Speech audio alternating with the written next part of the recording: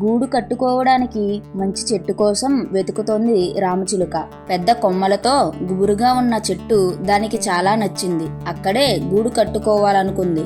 వెంటనే చిన్న చిన్న పుల్లలు ఏరడం మొదలుపెట్టింది. ఇంతలో గాలి గట్టిగా వీయడంతో దాని నోటితో అస్సలు పుల్లలు పట్టుకోలేకపోతుంది. పోనీ గడ్డి తీసుకెళ్దామన్నా అదే పరిస్థితి. అప్పుడు అక్కడికి ఒక చిన్న పిచ్చుక వచ్చింది. మిత్రమా, దేనికోసం వెతుకుతున్నావు అని అడిగింది. ఈ చెట్టు మీద గూడు కట్టుకోవాలి అనుకుంటున్నాను, అందుకే పుల్లలు గడ్డి ఏరుతున్నాను, కానీ గాలి వల్ల అసలు వాటిని పట్టుకోలేకపోతున్నాను అంది రామచిలుక.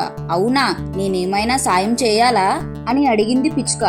నా వల్లే అవ్వట్లేదు, ఇంత చిన్నగా ఉన్నావు, ఇంకా నువ్వేం చేస్తావు, ఏం వద్దులే అని అంది చిలుక. గూడుకు కావాల్సిన పుల్లలు ఎలా తీసుకురావాలో నాకు బాగా తెలుసు అంటూ రివ్వున ఎగిరిపోయింది పిచ్చుక. అంతలోనే పిచ్చుక కొంత గడ్డిని పట్టుకొని వచ్చేసింది. ఇక్కడ అసలు నోటితో పట్టుకోవడానికి వీల్లేకుండా గాలి వీస్తుంటే ఎక్కడి నుంచి తీసుకొచ్చావు అని అడిగింది చిలుక.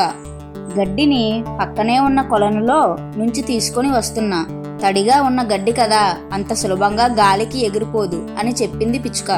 ఇక గూడు పూర్తయ్యే వరకు గడ్డిని తీసుకొచ్చి ఇచ్చింది పిచ్చుక.